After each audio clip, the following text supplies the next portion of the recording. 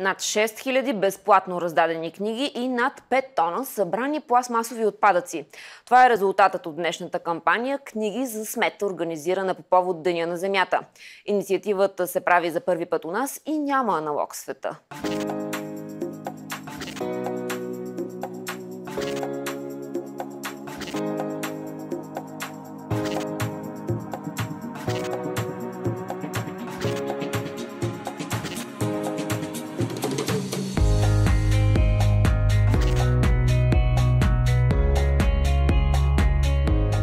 За около час се напълни камион, който обикновено тежи отпадъците в него пресирани 3 тона.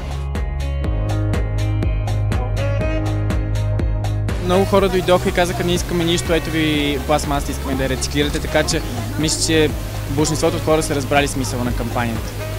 И тя е в рециклирането, не е в това да получиш нещо безплатно.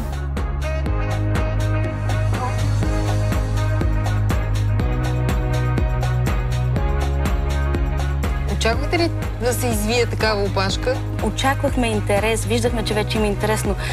Бяхме приятно изненадани от това колко много хора всъщност дойдоха на площад Свобода.